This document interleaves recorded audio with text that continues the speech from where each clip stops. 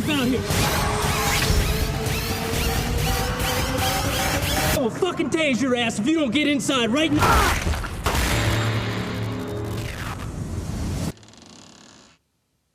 Guys, so it has been really requested for me to review VHS Viral, What I Have the Movie. It's really rare that I ever bust out a DVD of it. But my boyfriend actually got this for me for my birthday, even though neither of us had seen it. He saw it at Walmart and I loved the first two, so he got it for me for my birthday. Thank you, baby. So we watched it together, and if you don't know what VHS is, it's an anthology film. So usually there's 4 types of stories within it. I have reviewed VHS 1 and 2, so I'll have both reviews listed down below if you're curious. So it's only natural I review the third one, Viral. Like the others, this one has 4 stories in it. We'll start with Vicious Circles, which is basically the main plot. How VHS works is there's a main plot of someone recording something, and then it'll cut in and out of different other plots. So in this one, there's this guy who's obsessed with recording his girlfriend Iris, and then he hears like this high-speed chase going on outside, so he decides to take the opportunity to create a viral video. So he misses the chase or whatever because of his girlfriend, and so she walks outside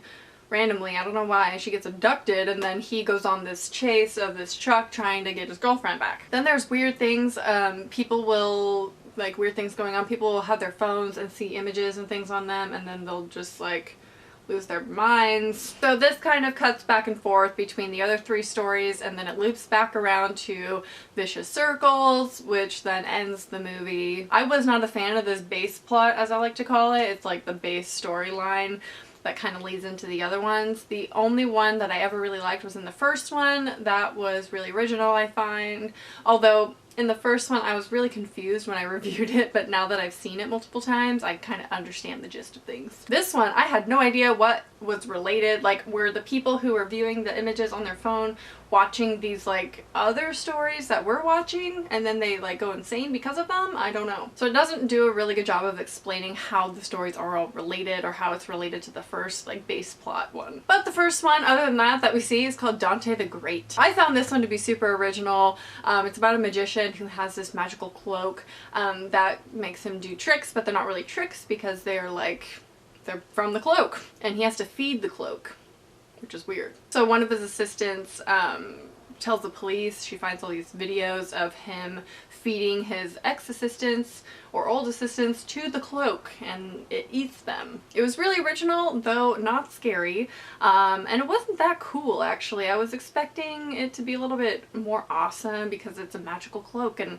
I don't know, I thought it was gonna, I don't know, I feel like you could either go really, really wrong with that or really, really right with being a magician type story, but I'd say it was somewhere in the middle. But with the whole cloak thing, it was kind of a flop, but it tried. Next we have Parallel Monsters, which was probably my favorite out of this one. I thought it was so cool. It started off so amazing, and I loved, though, in this one there are no answers to it at all. There's no reason for the other world to be how it is. It was just really cool. So it's about this guy who creates this entryway to another dimension, and he finds out that in the other dimension it's an exact dupe of his world. It's himself and his wife on the other side, but they're their house is backwards. Everything's the same but backwards. He talks to himself in this other dimension. He's like, how about we switch for 15 minutes and we'll meet back here 15 minutes just so we can see each other's worlds.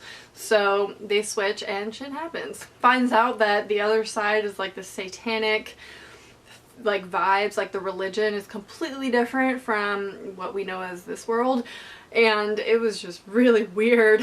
There was no explanation, and it was just, I mean, they could take it anywhere because it was an alternate dimension that could explain everything. So in a way it was kind of like a cop-out, but I think they did it really creatively and they did it pretty awesomely. Lastly of the stories is Bone Storm, and this is where there are some skaters and they hire this videographer to tape them while they skate, and they're bored so they go to Tijuana.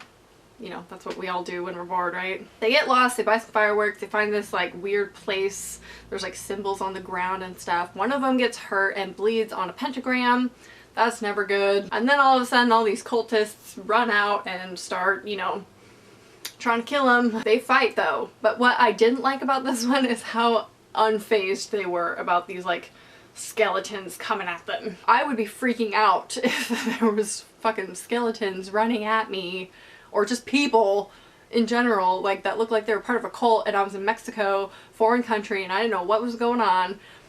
I would be freaking out if they were trying to kill me. They thought it was entertaining. They're like, dude, did you see that he just died? But I will say this one was kind of gory in a really awesome way. I liked it. Like I said, it comes back around to vicious circles, and it ends with the ending of that one. As a whole, I was kind of disappointed because I loved the first two so much, and I can't really remember the second one or what happened in that, but I'm pretty sure that one was my favorite. And right after it ended, not right after, but my boyfriend and I were talking, and I was like, I hope they don't make any more. And he was like, I do, because they all can be original and they're all not related, so it's not like we have to follow a plot or anything. It's just they're all their own entity. And that's a good point. I think if they did create more, they have more opportunities to be more creative, and they could literally do anything they want, because it's an anthology film. They don't have to be related to each other, and each film does not have to be related to each other. So I do like that kind of idea about this type of anthology. But because this one was kind of disappointing, I don't know if I would love a fourth one. I would watch it for sure, but I don't know if it would be as good as the first two. Let me know what you thought of VHS Viral down below, and any other reviews you want me to do in the future, and I hope you enjoyed, and I'll talk to you soon. Bye.